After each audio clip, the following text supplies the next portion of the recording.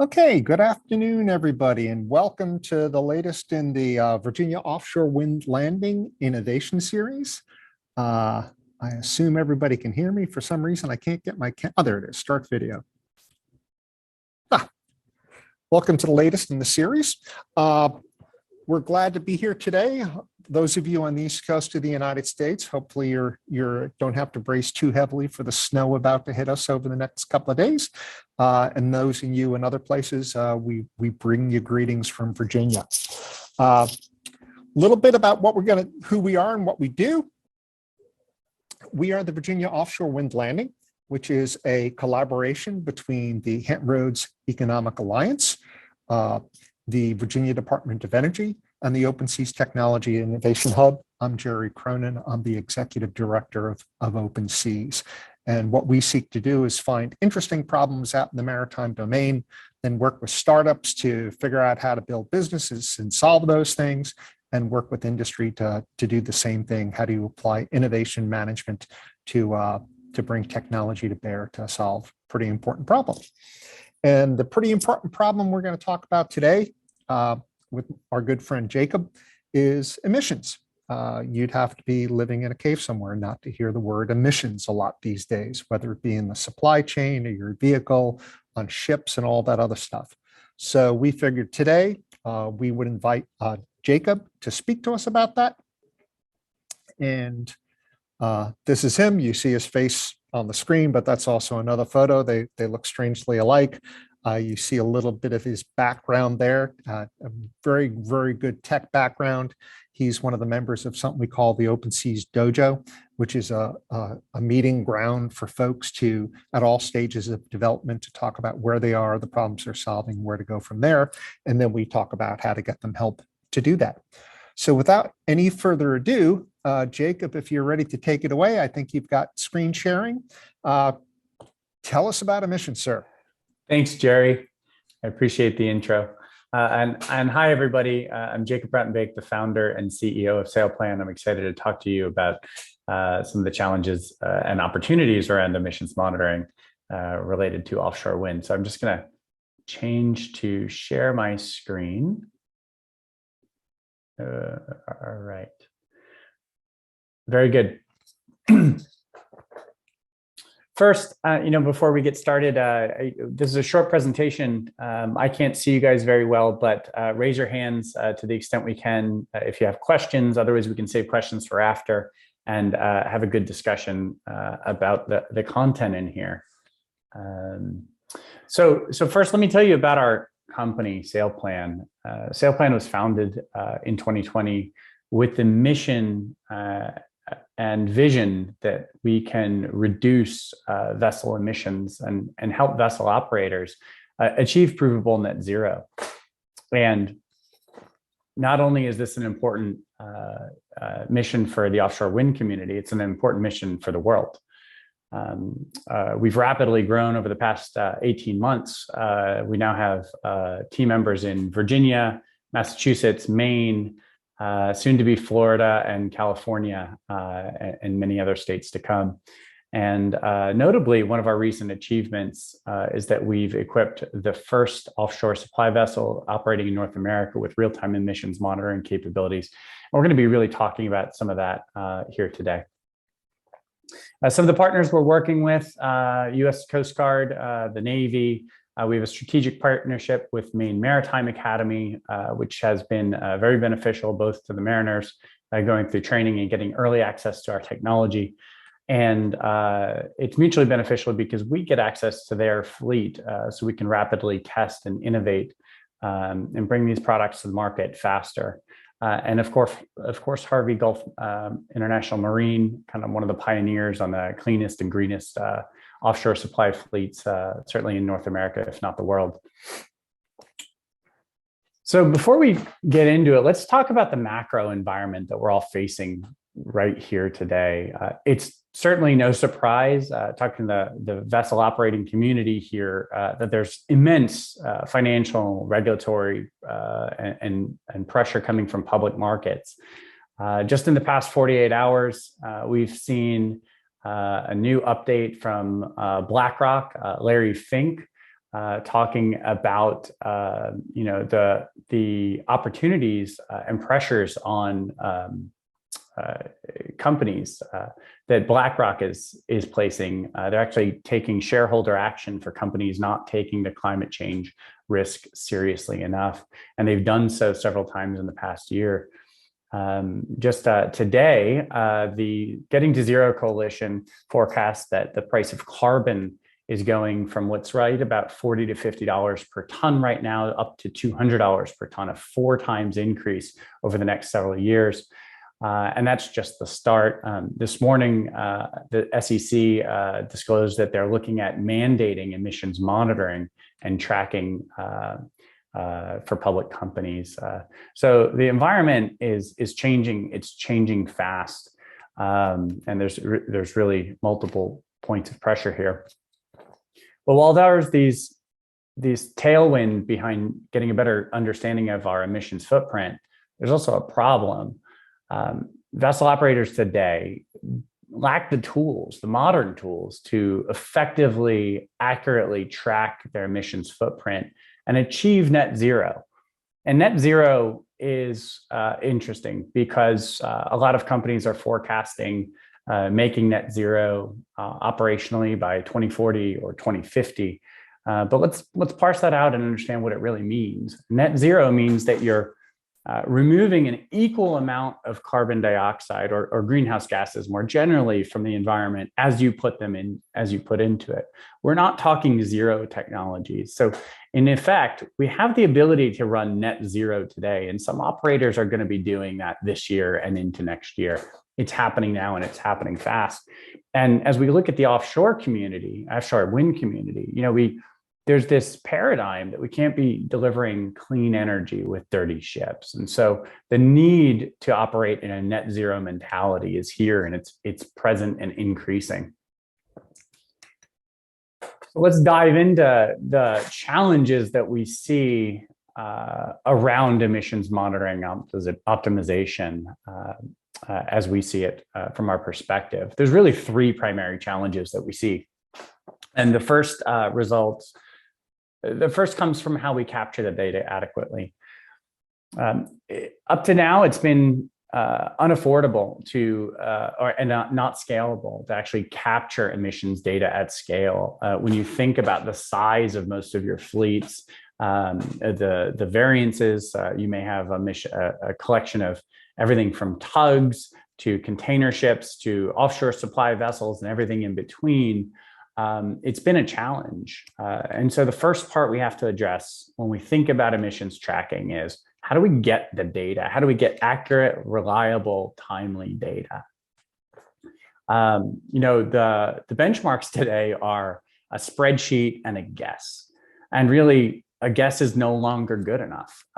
We've worked with operators looking to estimate the carbon footprint of certain types of fleets operating around the US and North America. And this is still done on pen and paper using default emissions factors. And those default emissions factors really come from a handful of studies made a dozen years ago that certainly have questionable assumptions behind them.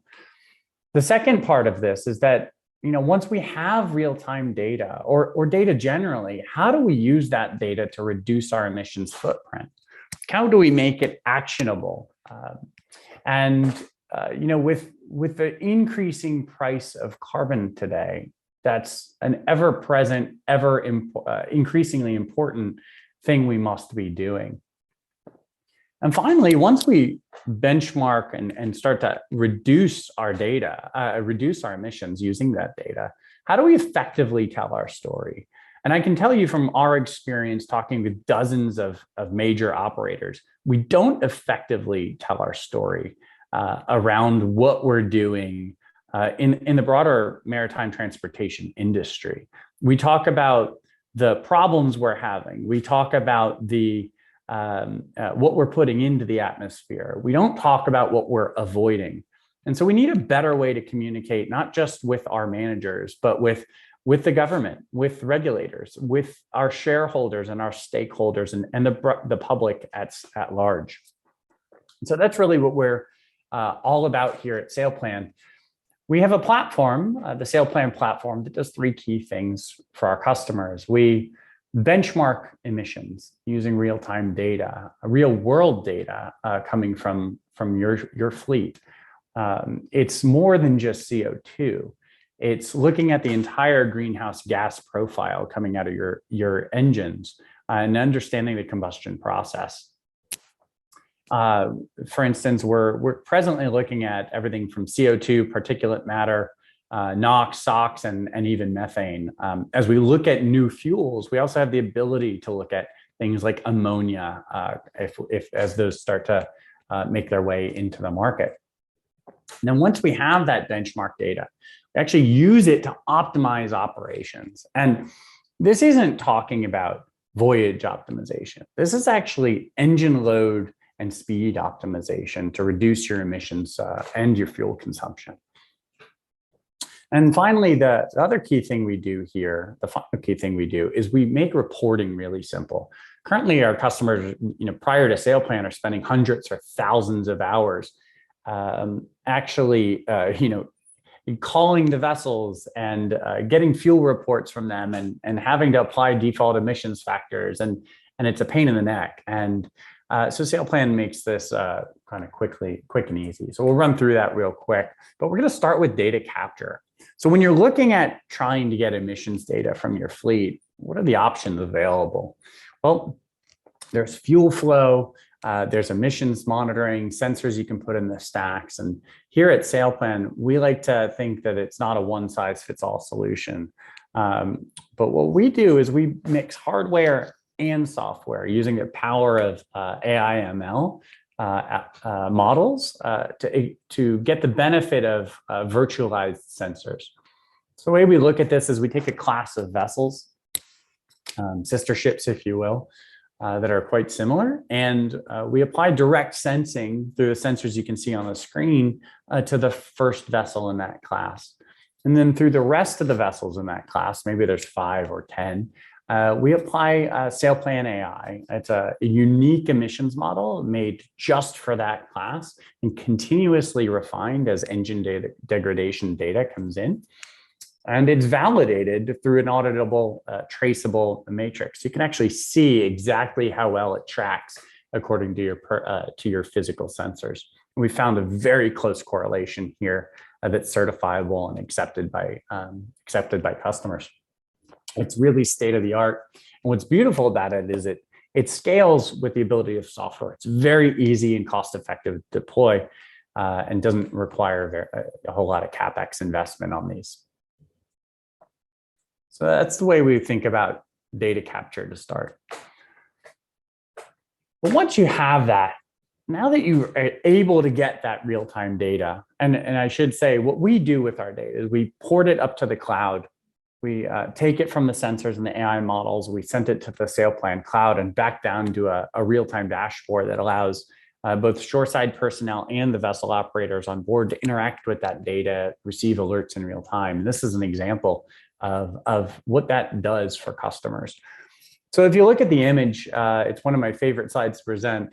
The before shot is a vessel transiting a port prior to any optimization taking place, and really benchmarking, getting an understanding of not just what's being emitted into the atmosphere, but where and why.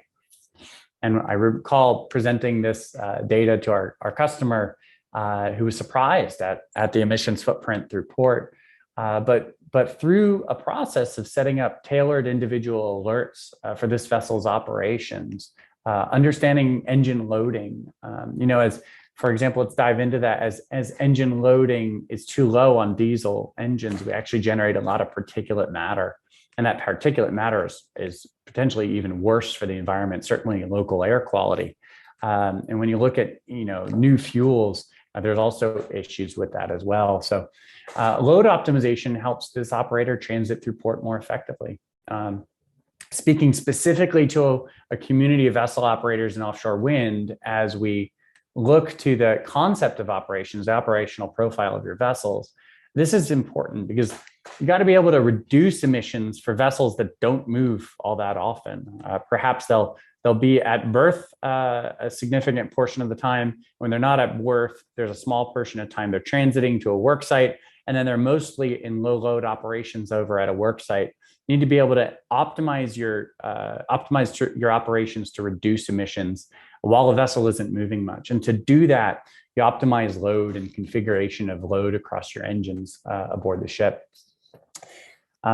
Through this optimization process, we're actually able to remove over 600 metric tons of CO2 per vessel per year, which is about a 16% decrease from the baseline measurements.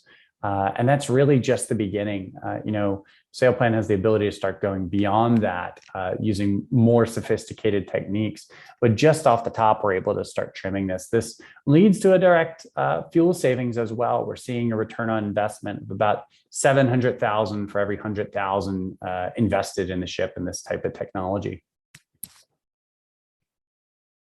And finally, after you look at your benchmarking and optimization opportunities, you look at reporting, right? How do you tell the story of your emissions footprint? And I think this is possibly one of the most important parts of this. It's something we don't do well enough as a community, much less on an individual basis. But first, we need to acknowledge it's really difficult to do emissions reporting in the current status of the world. It requires data calls to ships. You're probably emailing the ship, asking them for a fuel profile, most likely, which is actually at best a guesstimate in many cases. Asking them potentially for 25 nautical mile reports to geofence and manually track, were they in a zone, were they out of a zone or not, and how much fuel was spent within that framework and that time period or location. And really, this is low. It doesn't have very high accuracy. It doesn't scale very well. And if you've done this, you can. I'm sure you're along with me that it's not very easy or fun to do. But what we do by calculating our emissions profile this way is we don't explain what we're not doing. It's akin to pointing out all the bad without any of the good. We're not explaining what we're saving, what we have avoided in terms of emissions. And we don't have any data traceability to prove it, right? Explaining our emission story going into the future isn't just about saying, look how great we've been, we reduced our emissions by 20%. It's about being able to baseline this through data, through auditable, traceable, transparent data, and being able to validate those emissions savings. And finally, as we look to offshore wind, we have a really unique challenge here. We have multiple sets of stakeholders and at various different tiers of subcontracting. If you're thinking about the construction phase alone, we could have 60 to 70 ships from 5 or 10 different operators on site, all with their own unique reporting systems, differing reporting methodologies. And all this data needs to filter up from 3rd and 4th tier subcontractors all the way up to the major developers. Manual reporting processes don't make this easy for anybody. So one of the things we've built into SailPlan is the ability to share data just as easy as we do, on Instagram or Facebook, but with more cybersecurity around it, thankfully. By clicking a button and allowing you to share your emissions data, so that 1st and 2nd tier operators can get access to the data that they need, that they're allowed to have. At the click of a button. It saves your company time, saves that operator time. You can do this on demand in less than a minute. It's really a massive step forward for the industry. And really, this is the final slide. We need to be able to demonstrate, really just kind of echoing what I just said, not just to the local communities and to ourselves what we're doing, but we need to be able to demonstrate how much we're saving. And we're excited about that story. We've been able to tell that story now for a few customers, and to see their stakeholders, their investors light up, because they're not only explaining now, oh, here's what we emitted into the atmosphere, but here's what we didn't. through clean operations, that alone has been worth it on top of the financial investments. It's been pretty exciting. So with that, about 20 minutes in, I wanted to see if there's any questions, and happy to dive in and discuss some of the details of this and some of your challenges as it relates to offshore wind and emissions reporting. Thanks, Jacob. Those of you who are online and have questions, if you would put them into the chat box, that'd be great. For the folks who are here, I'm actually in a different control room than the other one.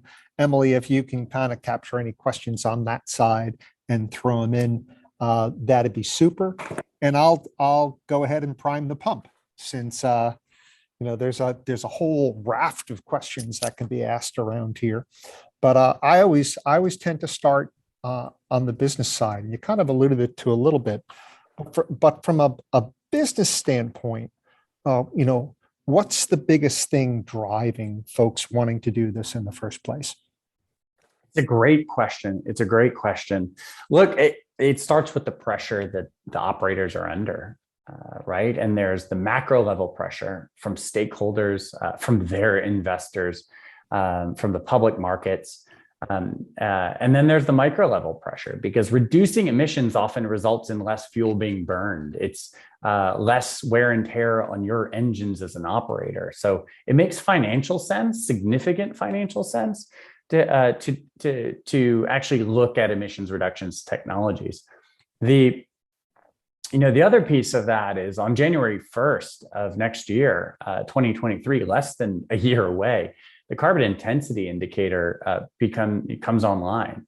And that, together with Poseidon principles, is going to ratchet up the intensity of this on a year-by-year basis.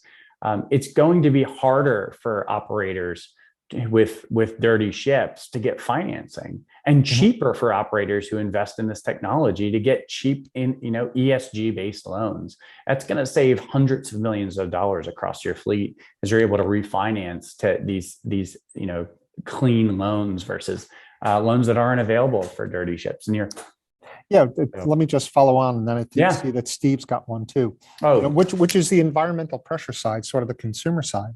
But I always think there's a lot of magic when you get that double or triple net type effect, where you're doing good stuff for the environment, and there's market pressures to do so. But you pull the number out, I think 700K was something you mentioned in there. To me, as a guy that running boats and stuff like that got my attention. I can do good. Oh, and by the way, by not burning fuel or burning it more optimally, I'm doing better. I hit that. Exactly right. Yeah. So that's what we find. Our data is showing that for every $100,000 an operator is spending on SailPlan, they're getting about $700,000 back out the backside of that. And they're finding it across three key areas, right? One is right off the top, they're saving a lot in fuel. The second thing there is, as they're reducing their fuel expenditures, they're paying less in carbon offset credits. And then beyond that, they're finding that there's significantly less wear and tear on their engines. It's reduced maintenance costs. And over the course of a year, it's really displacing its own value on a fold of 6 to 7x.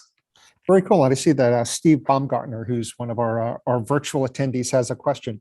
And you always ask this in entrepreneurship. Competitors, what separates you guys from folks like Fuel Tracks or other folks doing things along those lines? Yeah, that's a great question. Let's start at the state of the industry.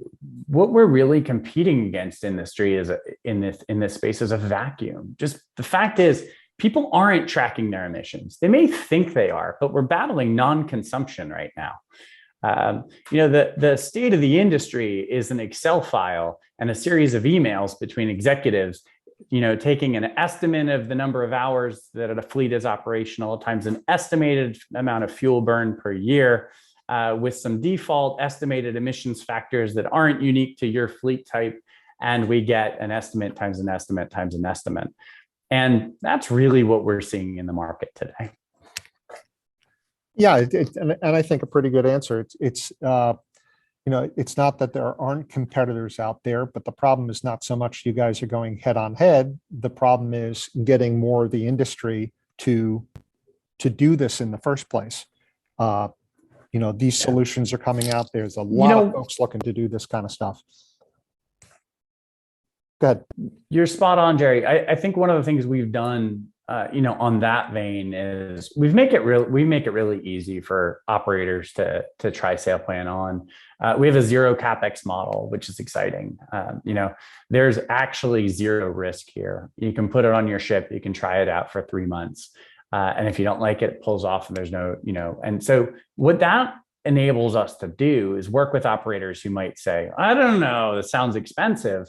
And it's actually truly not. Here, put it on, and you'll end up seeing this proof of value that we can do for you on day one. And we prove that SailPlan actually generates more to your bottom line than it does without it. Another seeing things down there. Okay, I'll fill in. I've got a list of these things. I can go on forever. You always think about the technology parts of this. What's the hardest tech problem that needed to be cracked to do this? Yeah, that's a great question. How do you? There's a trade-off in this space, and it's a twofold problem. The first is, how do we get accurate emissions at scale, both in terms of investment and costs that we have to invest into each vessel to monitor. Traditional monitoring technology it sits there siloed on a vessel. You'd have to go look at it on the crew to understand what's happening with it. It's incredibly expensive to install on vessels, so it just doesn't scale across a fleet very well. And so one of the biggest challenges we've had was at the early days was, how do we develop the right technology that uses advancements in AI and machine learning to virtualize these sensors so that we can scale this through minimal hardware and a lot of software and complex models. We can get the benefit of the hardware on that first vessel, understand how what the drivers are and the relationship is between an engine and its emissions, and then and scale that in a cost affordable fashion. That was the first piece. And really the second piece is, it's just on the data collection side. The second piece of this is, how do you optimize a vessel that's not moving, right? Traditional voyage optimization plays are really based around, a vessel transiting while underway and finding different changes in the currents and the winds to take advantage of these things. And that's all great. But for vessels in this space that aren't moving as much as a traditional under traditional voyaging considerations are a little unique. And that's where we've had to develop models that help our customers optimize their operations while the vessel is actually stationary. Yeah, when you're talking this space, my assumption is you're talking about offshore wind in particular. When you've got a jackup vessel sitting there, you've got a crew transfer vessel going out and then sitting there for a while. You've got the tugs bringing out the barges of the equipment. They're all running gear. That gear is emitting. How's that big complex system managed? And here's a very simple, point to drive that home. We talked with an operator, and we asked, hey, how often are you running, 5 engines on board? And the operator is like, almost never. Okay, because we're finding that you're running 5 engines quite often. It should be, no, we don't do that. Well, here's the data. So at SailPlan, we actually build an engine profile.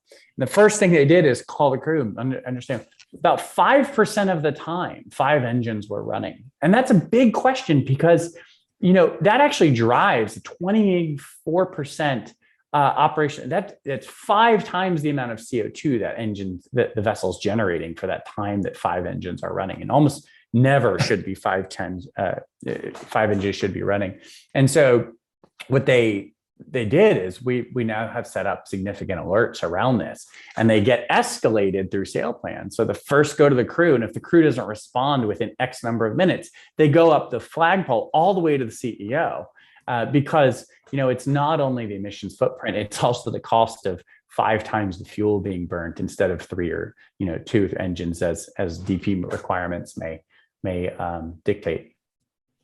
Yeah, that, having been on board boats and stuff like that, just hearing all the different ones kicking off and firing at the Yeah. same time, it's definitely a din, which kind of leads, you're starting to collect data. You're starting to get, fleets put these things on both, in various things. What are you finding because of the data folks are now getting, what's the biggest operational change they're making that's, hitting their bottom line, well, hitting the double net, hitting the bottom line and hitting emissions? What's the Yeah. biggest change they're making because of the data? I think there's a few answers to that. The first thing that they find is that they're, as we just said, let's attack the low hanging fruit. We shouldn't have all these engines on that we didn't think we had on in the first place, and let's kill that problem first. And that leads to immense savings, as you can imagine.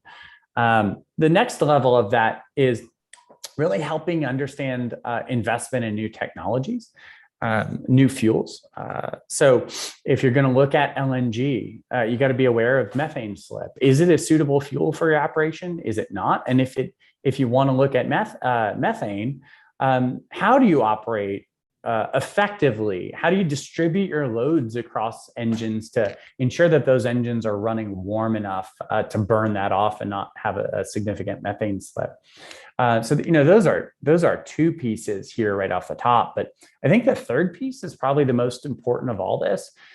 What we're seeing in the market today is that carbon footprint of vessels and being able to trace that back and prove your carbon footprint so you can establish and offer provable net zero means that your charters are actually not increasing their carbon footprint. So you can actually buy your own offsets. And that's a significant, massive competitive advantage right now, especially in a commodity market.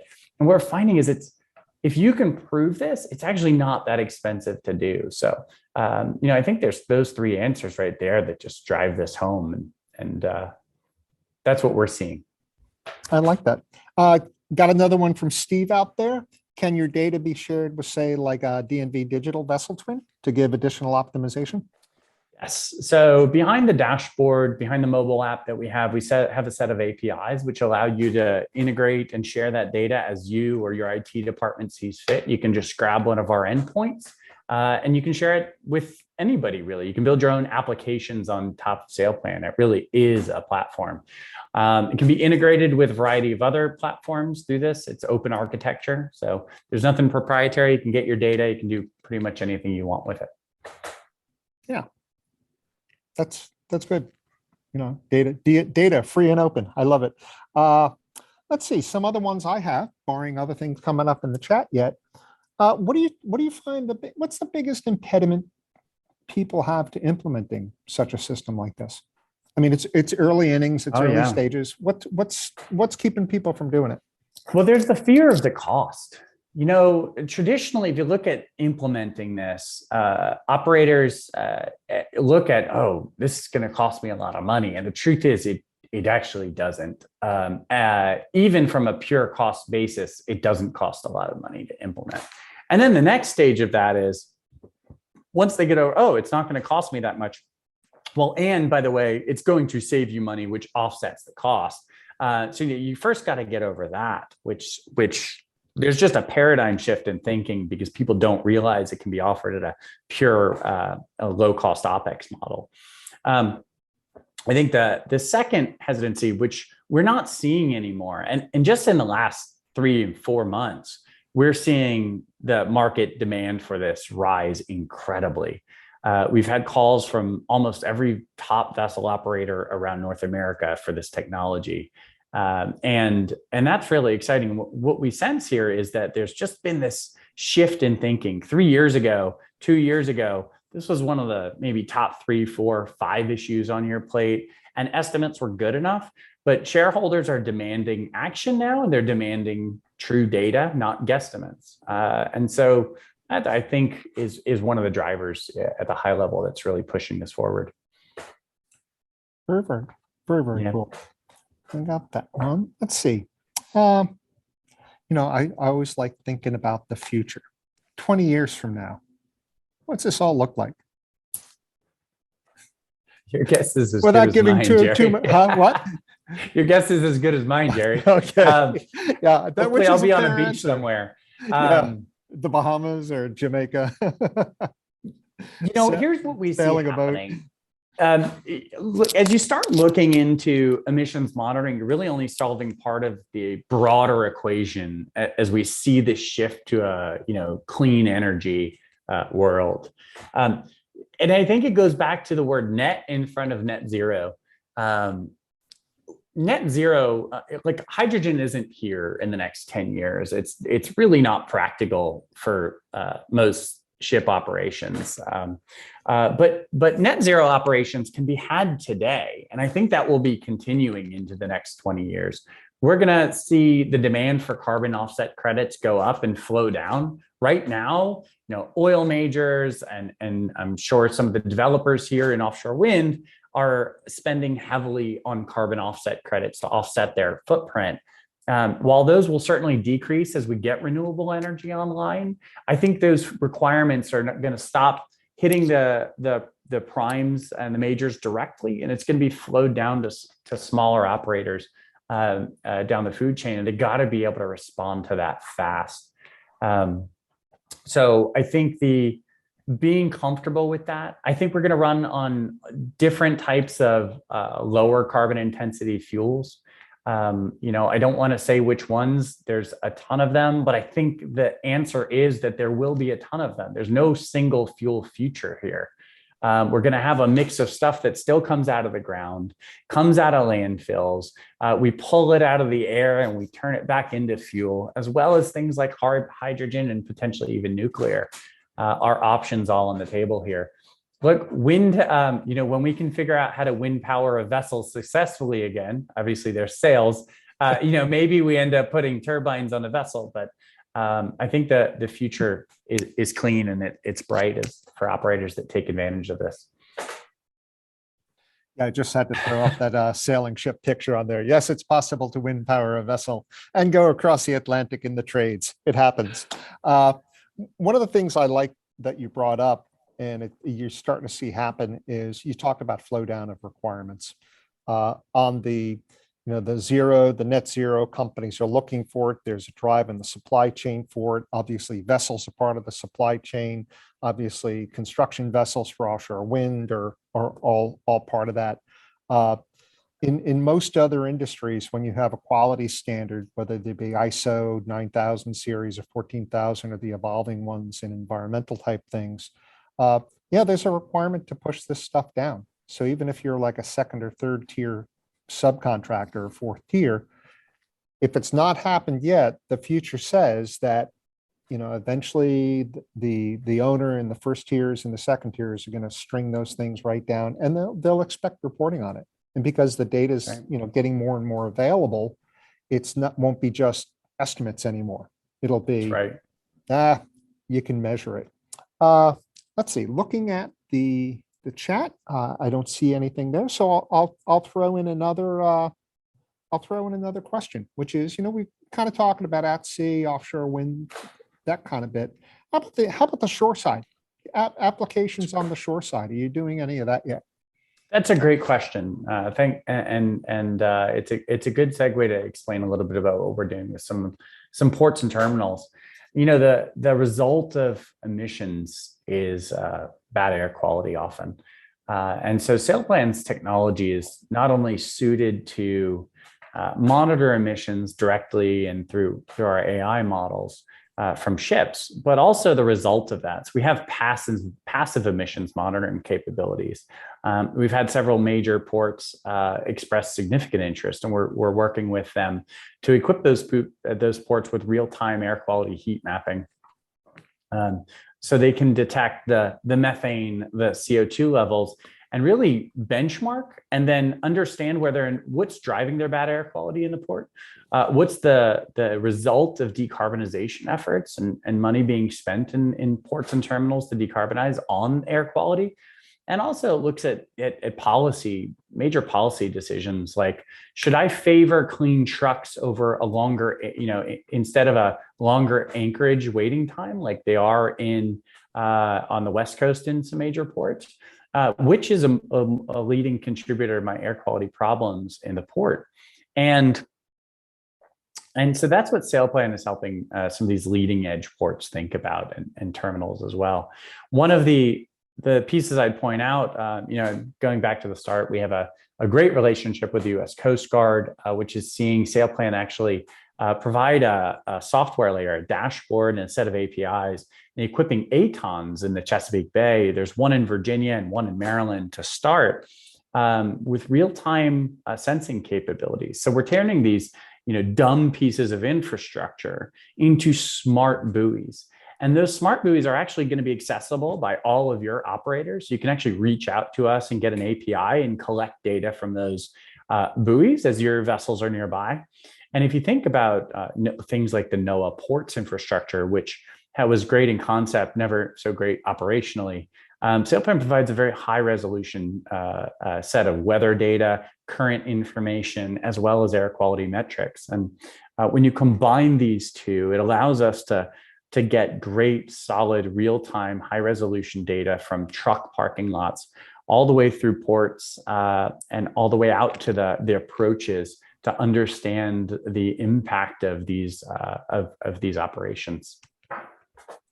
Fantastic. Yeah. Look, floor is yours. Anything else you want to pop in there? Thanks, Jerry. I just want to say thank you for everybody who's joined. This has been really exciting to have the opportunity to talk about some of the innovations we're doing as they relate to offshore wind. We will be participating with VMA at the Wednesday event next week. And if you're here, and we'd love to meet with you and say hello and introduce ourselves in person out in Virginia Beach. So come say hi and reach out for any questions. Yeah, and just sort of a thank you, Jacob. It's been a pleasure dealing with you over the past couple of years now.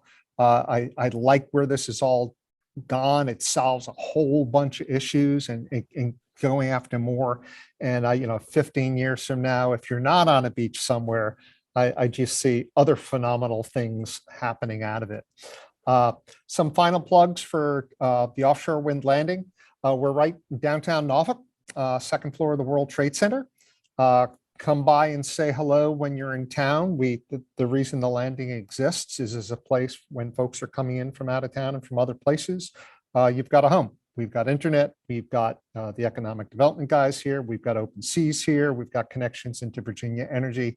We're trying to be a friendly place. This is a series. We'll announce next month's topic probably within the next week or so, but we generally try to go between information sharing sessions to some things about regulation, some things about supply chain. If you have any ideas of things you'd like to hear about, particularly in the offshore wind space, let us know.